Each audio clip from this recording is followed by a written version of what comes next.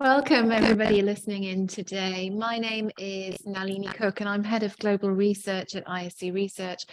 If you're joining us today, you're most likely interested in hearing about how to better understand and support current K-12 student pathways from an English medium international school. Now, we recently carried out some research with university and career guidance counsellors at international schools to gather some insights into the latest trends in student pathways. We wanted to know what changes have been noticed in those choices that students are making for their life after school, and what factors are influencing these decisions. Now, today I'm going to be discussing the results of this research with three representatives of international schools to better understand how supporting student pathways is changing.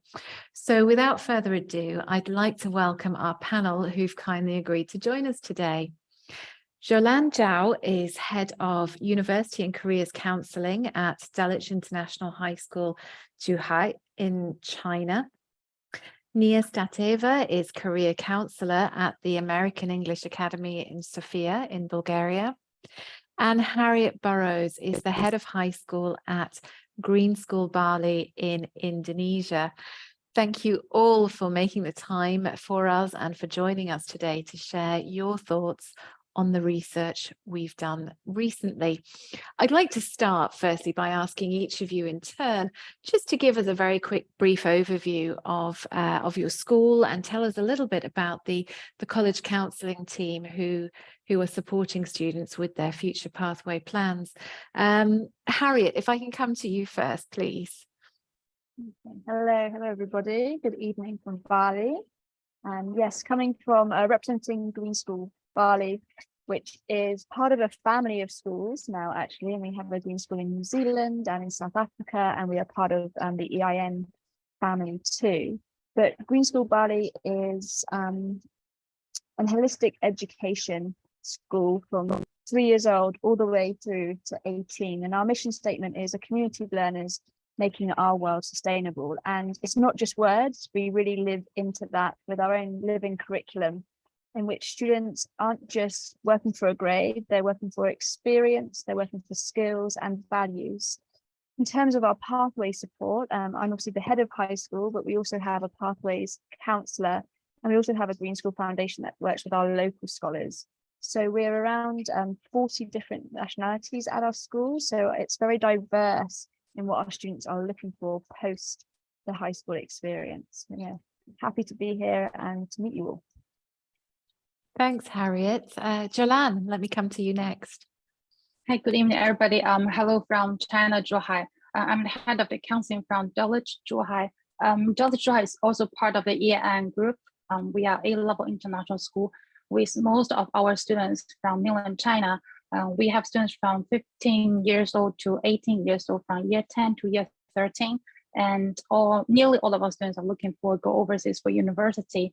But even though we are A-level schools, we serve students on their interests and their needs. Our value is that student comes first. So though we under UK high school education, however, our school and counseling team, but we also have a psychological counseling team, which is separate from our office. Thanks very much. And Nia, finally to you.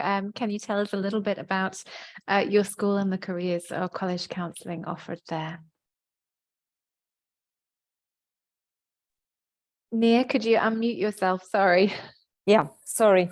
Hello, everybody from Sofia, Bulgaria. We just had our first snow here today.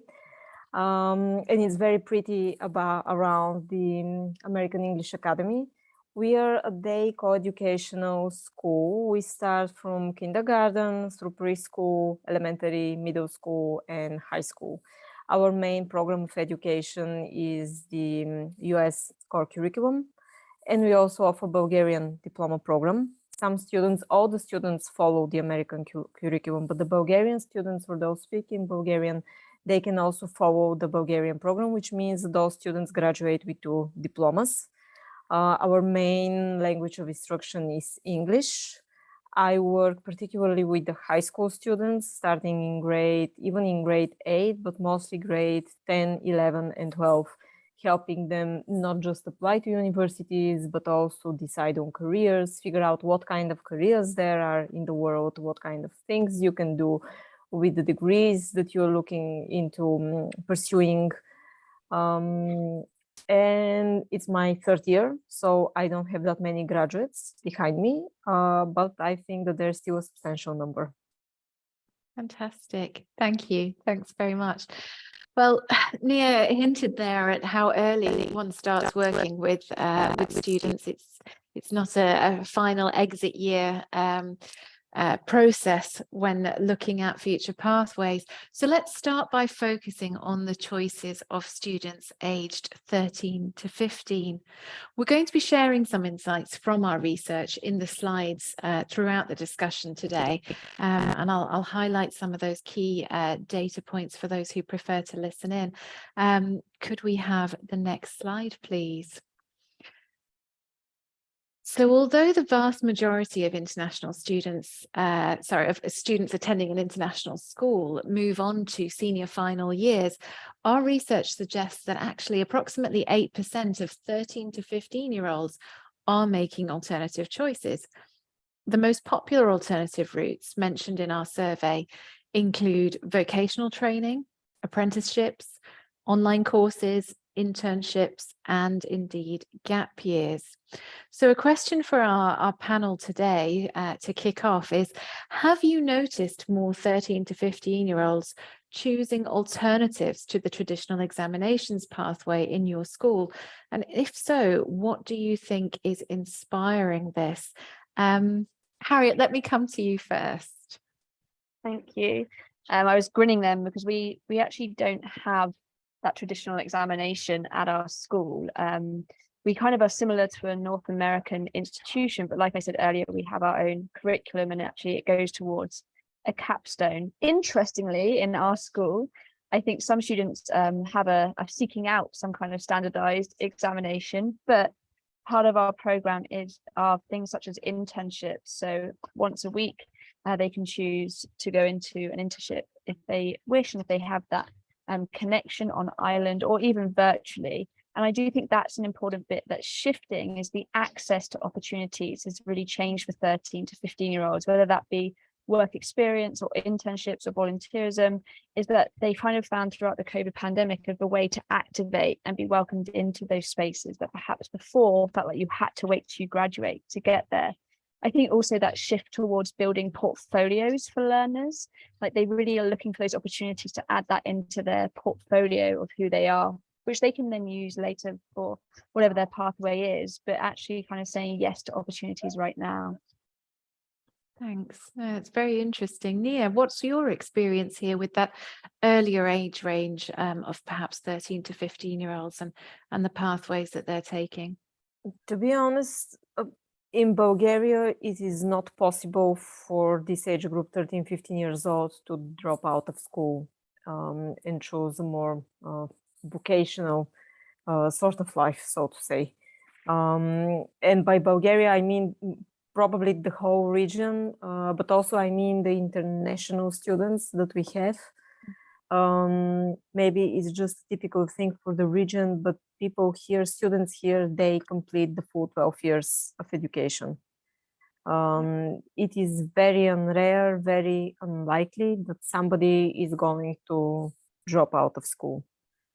Yeah. And yeah, I do believe that it is a regional thing.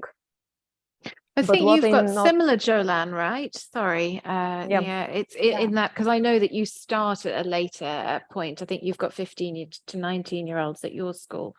Right. So I suppose the question then is, what leads them to pursue that more formal education rather than something vocational in your circumstances? Since I think that's the cultural background, since most of the kids are from China, so they thought after high school they must go to university and then probably postgraduate and then probably Korea.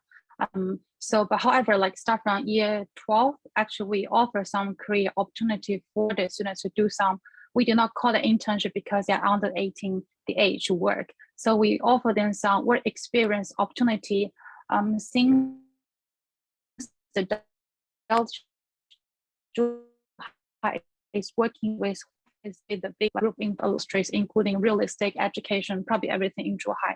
So we work with them. So first we ask the kids to collect their interest on different kind of career, what kind of job they want to experience, and then we send out to the Huafa group, ask them to help the intern like work opportunity, and then to match our kids to have 1 week working experience for them to have better understanding of the authentic career pathway. So but so far we really have kids to drop a high school, do not finish high school, or even do not go to university for a job.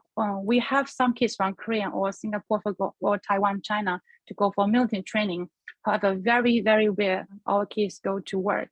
Last year we got one kid, which is international passport holder. He had no plan for university so far, so he's one did not apply for university at all. I think he found a job in an Asia country to do some like part-time job, because his aim is like traveling around Asia like for a few years and then probably to be a chef in the future. But he is really the rare case in our situation. It's quite rare. So how do you open if you're working in quite a traditional environment, or Nia, as you indicated, the local regulations indicate that you can't necessarily move on from formal education any earlier than 18. How do you open students' minds to what their future possibilities can be, rather than it keeping narrow to those traditional pathways? Harriet, let me loop to you again first, because I know you offer some quite alternative things at your school. How do you open students' minds to what is to the variety of future pathways that might be out there for them? I think there's so many different ways in which to do that, and I think it comes from also what they're learning as well, and not just thinking that in terms of context of a textbook or into an exam, but how does that apply to real life?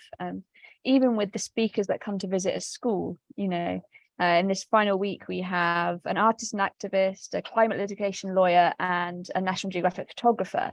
And you might have a student there who's never thought about either of those pathways, but yet they hear that talk and it inspires something in them. Our school has a big focus on activism and sustainability, and even though our students have been with us for a long time, they feel like they're really embedded in that. It's where to go with that skill set and that passion. And so I think it's sometimes showing opportunities where that passion can contribute and make impact, and how those people got there. So those stories of pathways are really important. But I think also it's building that skill of ideation. So when someone has, you know, a young person has a passion, or they have an interest, or they show a flair in a certain space, it's about kind of looking at the variety of options that that could take. And I think also building in that opportunity of real life experience, whether in the form of internship or in terms of collaboration with a project or a capstone. I think that can really help them make the right choice for them at this moment. You know, there's an amazing TED talk from Stanford that talks about that we have 7.5 lives. The idea that you have to pick exactly the right thing for you when you're 15, 16, 17, 18, maybe it's the right thing for the next 5 years, the next 10 years, but opening up students to that possibility that this is just a stepping stone to something else, and then grasping that. Yeah, no, that's fantastic. Thank you. Nia, if I come to you, again, I think we've spoken before about these alternative pathways. How do you open your students' minds to perhaps something beyond the traditional doctor, lawyer, engineer? Well, I definitely notice the students don't have much imagination when it comes to professions, to careers, and even also to degrees. They're familiar with the main ones, and they think that if you have studied that thing, then necessarily you're working that exact thing. And the first thing that I do, the first example I give them is myself, because I'm a lawyer by education, but I am doing this student counseling right now. And the law degree definitely helps me in this case. One thing I do, something that Harriet also mentioned, I organize them guest lectures, and I'm trying to find interesting people doing inspiring work, not being part of the strict, career field, but just have much broader experience, so that students can realize that you can study one thing and then you can take it from there and move to different fields and, still use your education to develop yourself and to do something meaningful and productive. I'm also using online resources whenever I can to show them how the day in the life of a certain person with a career looks like, so that they have an idea what their life is going to be like. Because our students, they're usually divided by students either whose parents are diplomats and expats, or students whose parents are business people. And by what they see at home, that's what they interpret that the profession, the working life would look like. And I'm trying to expand this view with materials, with meetings with people. Even when we have university presentations, the university reps and recruiters, they share their own experience. Everything that can happen, that can help students just broaden their horizons. Thank you. It's fantastic. Jolanda, is it the same for you? I think quite often we know that students in China often take a more traditional path. Are you seeing more students seeking out alternative pathways at the moment? Is that something that you promote? And if so, how do you do that? That's definitely something I promote, because even though I'm a Chinese, but I don't want the Chinese students to get stuck in the traditional thinking, because I think there's two ways. The first is from the inner. It's like to think independently, because normally we do not get a lot of chance since very young to think independently. We are asked to follow the crowds, to follow the community, but not to think individually. So first, I think if you think for yourself, luckily I see more and more students, they start to plan themselves based on their own needs. Like currently, I got a year 12 students. Actually, his grades is very good, but he told me that he wants to now apply for a foundation program in UK, because for the family reasons, he wants to go to UK earlier than the other students, not to wait until year 10 to apply for university. Actually, I feel like it's a good idea because that match his personal needs. And then for the outer part is, I think as school adults, teachers, we should provide more and more opportunities, to invite speakers, professionals, or to take them to do some working experience, to get them to get immersed with the outside society, not to only hiding or stay in the school like Ivy Tower, but to get them to get touch with the society, so they can think independent and to explore different things, and then come up with their own customized pathway to the future. Thank you. Yeah, it seems from all three of you are highlighting that importance of putting examples, living and breathing examples in front of your students in terms of guests coming in, people speaking to your students to highlight that diverse career opportunities. Kyra Kellerman's commented, and hi Kyra, about talking about those portfolio of careers and bringing role models in again. I suppose a question I would have is we're very fortunate, all three of you are working at very well-known schools, top of your field, in the places that you're located. What about those schools who perhaps don't have such a well-known reputation, who perhaps don't have years of alumni to come back and talk to their students? Any recommendations from anybody as to how you can connect with people from this diverse world of work to invite them into schools? I wonder if anyone has any comments or thoughts there for those who perhaps aren't in such an advantageous position. Nia, go ahead, please. Yeah, I've noticed it's a problem. In Bulgarian public schools, there are no school counselors. There is nobody to actually help the students and broaden their horizons. I recently had a meeting with a girl from one of the best math schools in the city, just a family friend who was applying to university, and who shared that they're a cohort of 80 students, of whom only 2 are applying to universities in Bulgaria. All the others are applying to study abroad, and they're doing everything on their own, absolutely no help from the students, even to the point where they have to write their own recommendations and the teachers just sign them because the teachers do not have the English language in order to write it down. It's very hard for these students. It's very hard for them. They really have to do everything on their own. Many of them go to use some of the agencies that help with applications, but they're strictly for university applications.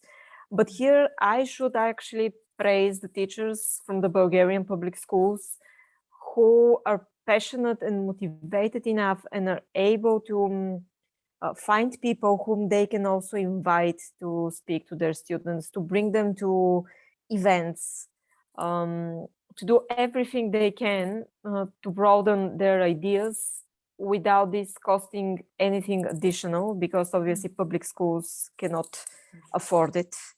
But it is hard, and I do believe that countries all around shall consider the appointment of people like us in the public schools, because I really think that this is a necessary thing for the students.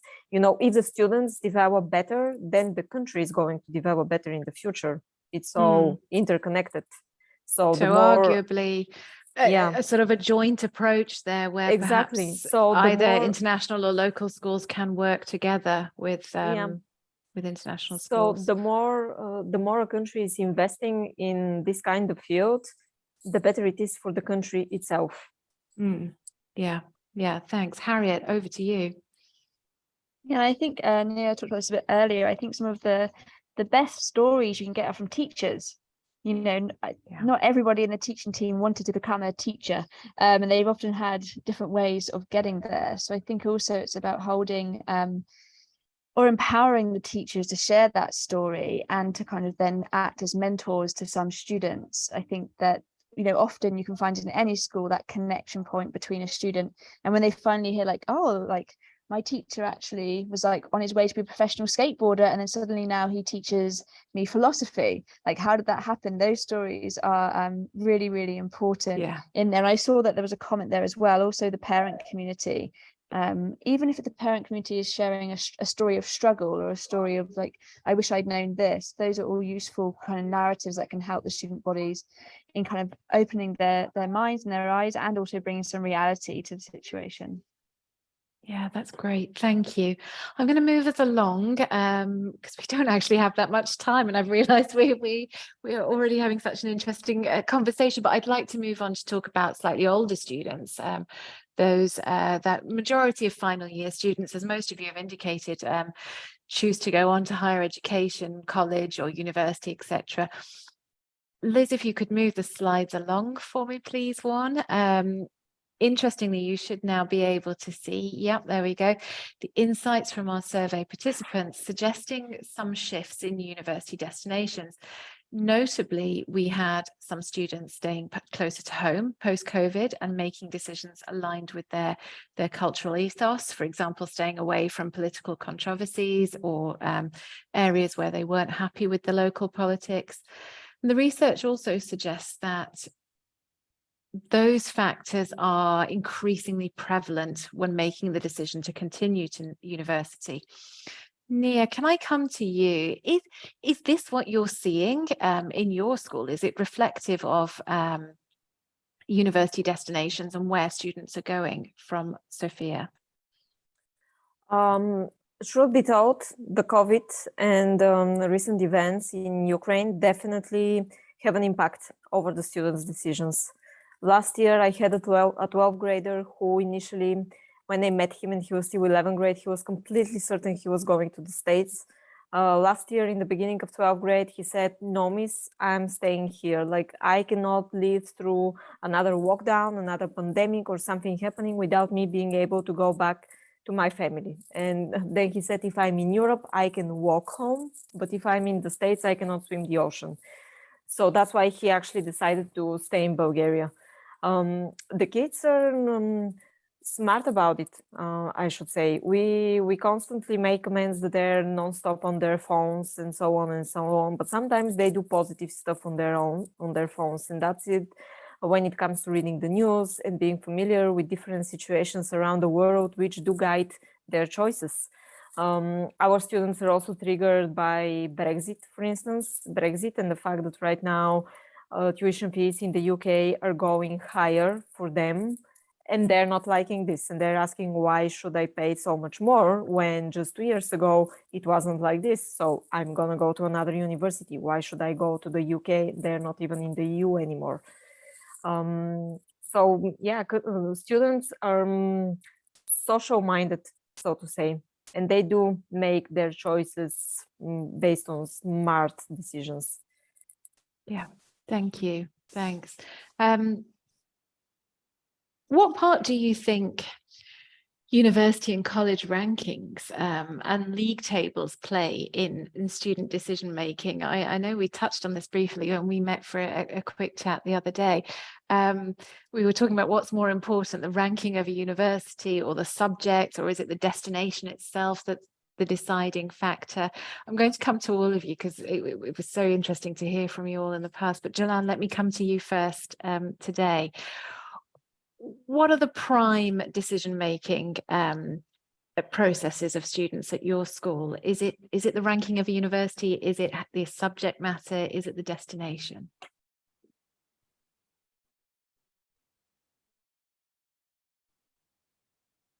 Oops, I think we may have. I have to say some students' choice on the university. What about now? Can you hear me? Yeah, we can. I think it's a little bit the fuzzy. ranking, the numbers of the university.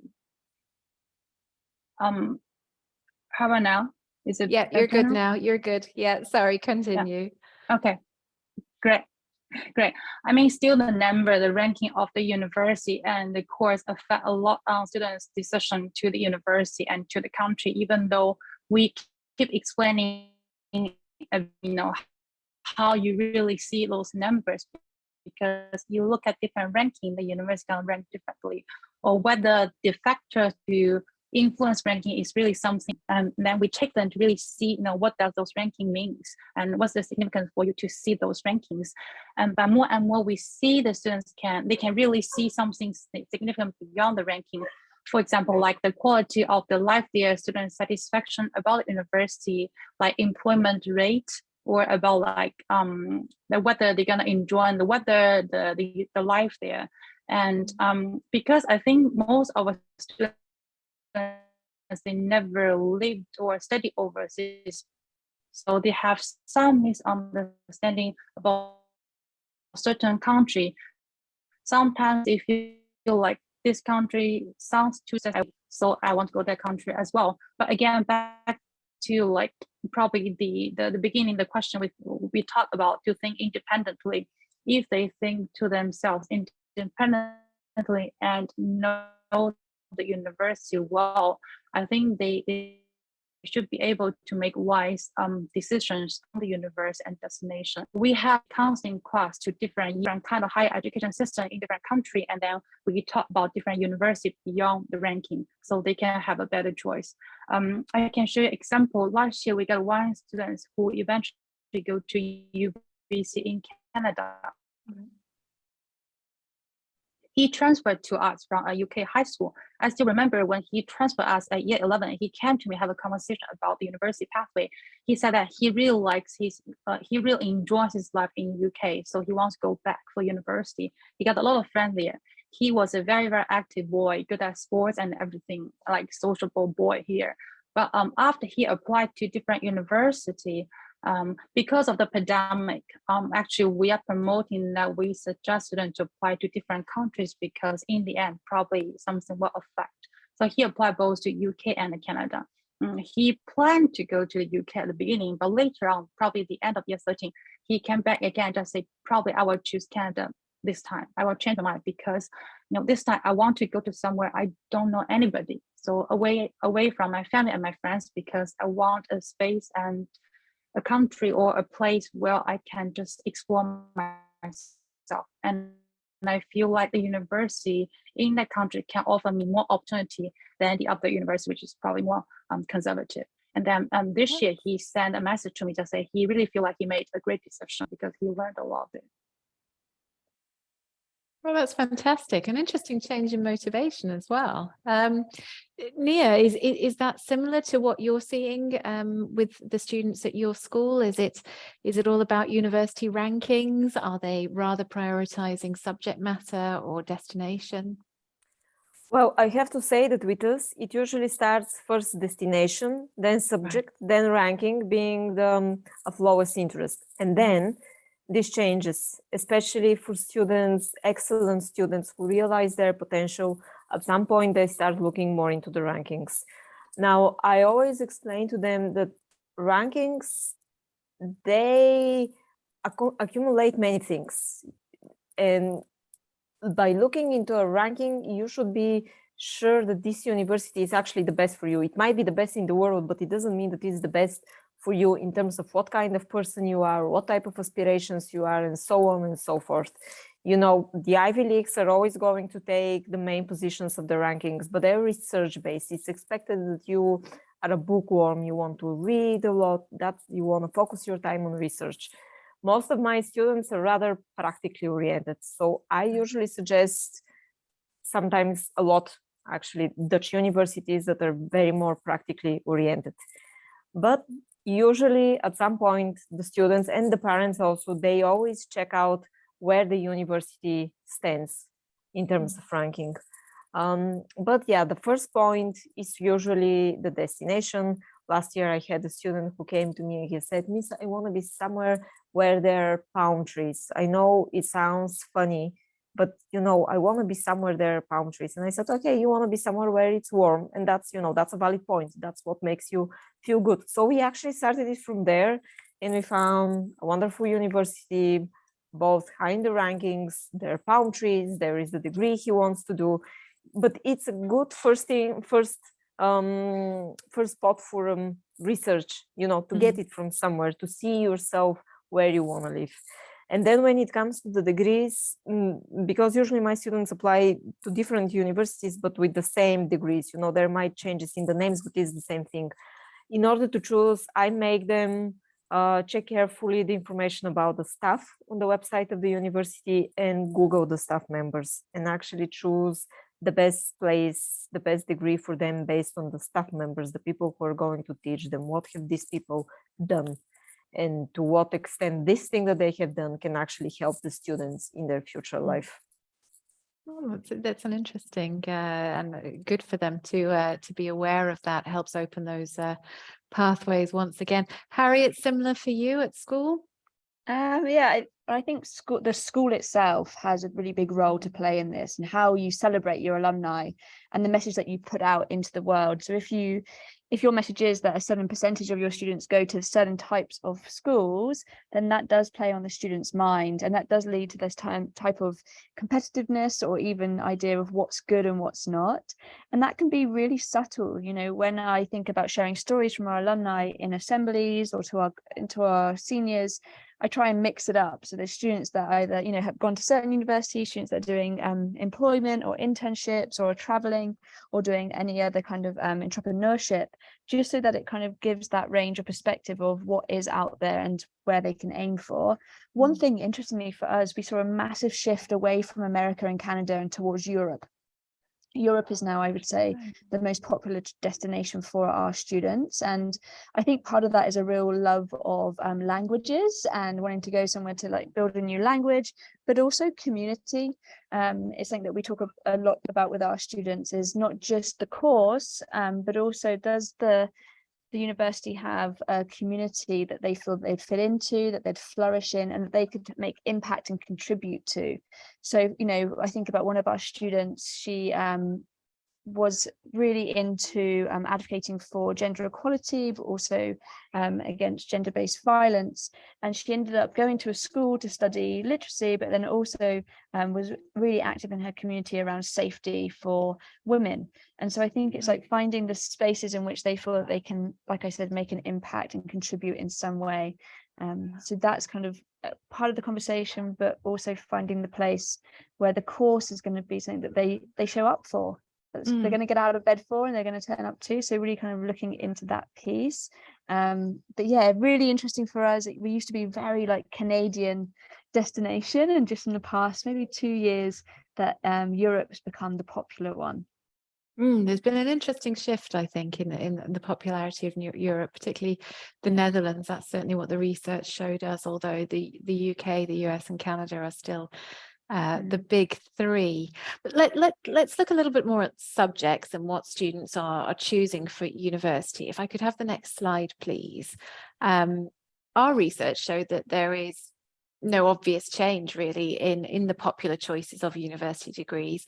Business management remains the most popular, followed by various STEM subjects. Those are most definitely the most common options. Harriet, you talked there about all those added extras that surround looking at the subject to make a destination the right place for each individual student. But in terms of the subjects there and what's popular, does this align with what you're seeing at school, or is it completely different for you in terms of lived experience? Really interesting. Just this week having a discussion with one of our seniors who's applying for university actually, but he doesn't really want to go because he's already part of a business in NFT connected to carbon credit. And so he's kind of looking at this and going, well, like I could apply for business school, but I'm actually like in that process right now. And I would say from our graduates who took, I'm not a big fan of the word a gap year, is what they've ended up doing is actually doing a lot of digital nomad work whilst being in Bali. So whether that be that they are doing some kind of financial work in those pieces, and then actually now they're applying for university into these courses, business and economics, so they feel that they have a grounding in it and they feel more confident going into that course. So it's interesting. I think when I look at our graduates that are looking to go straight to university, it's not those courses, but the ones that actually take a break or are already invested in a project, it would be more towards those. The number 3, engineering, for us, it's green engineering. Right. We look at like sustainability. So that's become more and more popular for our students, whether that be involved in renewable energy or in transport. So engineering is definitely a growing popularity for our graduates. Thank you. Looking at those sort of top 5 subject choices there, Nia and Jolan, again, is it reflective of what's happening at your schools, or are there alternative subjects that you've really seen gain popularity in the last couple of years? Jolan, if I come to you first. Yeah, sure. I think still the business related course are the most popular course among our students' choice, and then followed by the STEM, science, computer science, engineering, and math. But interestingly, communication and journalism start to become more and more popular among our students' bodies since 2 years ago. And I still remember, like probably 4 years ago, I have to explain what is communication. I have to say communication is not only about the journalism, it's everything communicating. But now students, they just, initially just say, I want to study communication. Either it's digital communication or it's like communication in studies. So I think, I don't know whether that's because the social media is flourishing area like all over the world. So those young people, they look at the journalism and communication field. They start to have an interest in that, and they feel like it's a career that they want to explore. And then this year I got another student want to study linguistics. I did linguistics for my postgraduate course because it's a mandatory course. Otherwise, I won't choose it myself. But interestingly, she wants to study linguistics because she feel like she probably want to be an English teacher in the future, and then she explore about linguistics. Interesting. Thank you. Nia, how about you? Alternatives to these subjects, or is this really what everybody's focusing on at your school? Definitely the first spot is taken by business and management, which in our school also goes together with economics and finance. They're kind of interrelated. Psychology for sure. Science, the same subjects are not really popular at our school. We are more with the humanitarian orientation. But very similar to what Joan said, communication is very popular, especially among the girls, be it digital media and communications, be it journalism, be it creative writing. Students find it to be a very diverse degree that can offer them different opportunities afterwards. And they also are looking at the universities and the subjects that are offered, the subjects part of the degree, and they like what they are about to study. And also subjects such as politics, international relation, Right. yeah, they're also getting some kind of a popularity, and a little bit of computer science, especially Okay. for the, we talked before about the 13 to 15 years old. This Yeah. is the middle school part. They're very interested in computer science. Okay, that's really interesting. Thank you. Thanks all of you. Moving on to our final slide. Looking at popular alternatives. Now, as we know, not everybody goes on to a university degree. There are some alternatives that are becoming increasingly popular. Certainly things like taking a gap year or a year of life. I picked that up from Harriet. I love that phrase. Thank you. Looking at internships, travel, work experience, that type of thing. One of the things that our survey responses highlighted was there seems to be a shift in the increased popularity of online courses these days. And I wondered if any of you had students who had gone on to pursue alternative pathways, either things like online courses or something perhaps a little bit different from the norm that you'd be happy to share with us today, and perhaps what led them to take that decision.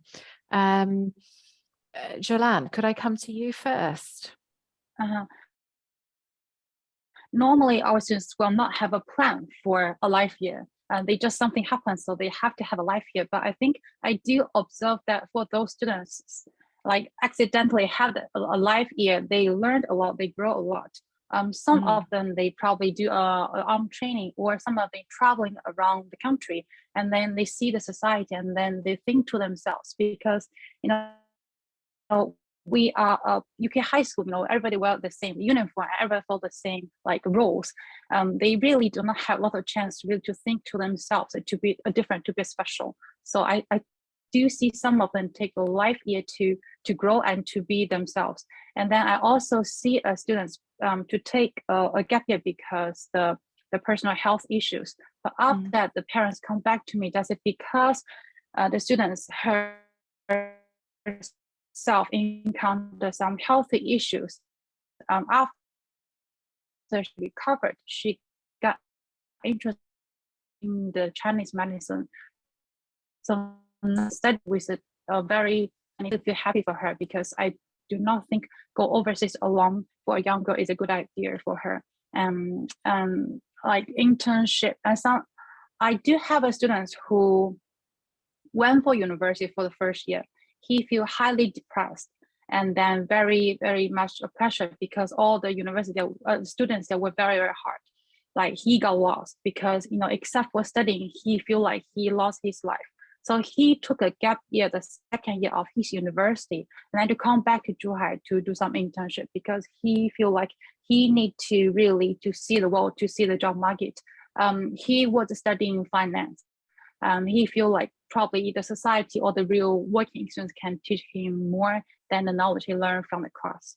And then travel, sometimes I see students to travel, and online course, probably the 3 years ago when the pandemic happened in the beginning, we have some students to go to do some online course because of pandemic overseas the situation.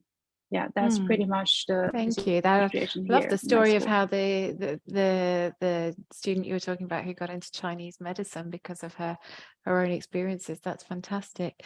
Nia, I think you've certainly had some students who have chosen or certainly want to pursue alternative pathways because of the experiences of what they're doing at the moment, perhaps in things like we were talking about cryptocurrency and social media, that type of thing. Could you tell us a little bit about that? Yep.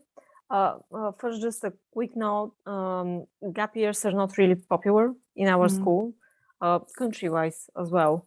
Not among the parents, not really among the students. They ask about it, they want to know about it, but then they think that it's they're going to lose the momentum of studying if they have to start, university after 1 year. Now, a lot of my students are interested into business, and they're looking for a way through which they can follow a university degree but still work at the same time. This year I had a graduate, last academic year, I had a graduate who was working in his parents' business since he's been 15 years old. And he wanted to keep on working. That was his main focus, but he realized the importance of having education. So he chose a university here in Sofia where he can study business, but an online degree. It's only distance. He doesn't need to be at the university. Everything is happening online, and that was his choice. Two of his classmates chose the same degree, full-time as a regular student, but again, doing business for the sake of, at the same time, working in their parents' companies. But this topic about the cryptocurrencies is something that really interests me because the whole idea of cryptocurrencies, I think it's really bugging the minds of the students, and they're reaching the point where they think that if they start investing now, they wouldn't need to study and they wouldn't need to work later in life. And I appreciate the interest they have in something that's such a novelty for all of us, but they don't understand the market behind it. And one of them, he actually told me, Miss, why should I study? You know, I'm investing in crypto and I'm earning some money. And I tell him, you need to study because you need to learn how to keep this money. And then I made him open up the website of the school and find me the spot where it says that the school is going to teach you to make money or to make you some money, or whether it is that the school is giving you education that from then on you use in order to make yourself the money you want to make. So I am, to be honest, a bit worried because at school they have me and I can try and give them a piece of some mind, but I'm not sure whether this is the case for all the other students around the country that are thinking that a few investments are going to make them rich and they will never have to study and work in their lives. Yeah, so it's an interesting one, isn't it? Unfortunately we're pretty much out of time. We've already overrun, but I would like to ask you all just to, if you could give me just 10-20 seconds of the kind of issues, challenges, opportunities that you're going to be watching for in the coming 3, 4, 5 years for your students in terms of pathways beyond K through 12 education. If there's anything particular that you're aware of or you're anticipating coming up, if I could ask you all just to give me a quick fire answer. Harriet, if I come to you first, please. Yeah, I think it's for young people to continue to find ways to contribute to the planet and to the humanity for a better future. And so it's finding those opportunities and helping bridge the gap between like the overwhelm of seeing what the future might hold for them and them actually leading a change to a more equitable and positive future for everyone on the planet. That's fantastic. Thank you. Jolanne, to you, what are you watching out for? What kinds of things do you think your students will be anticipating in the next few years?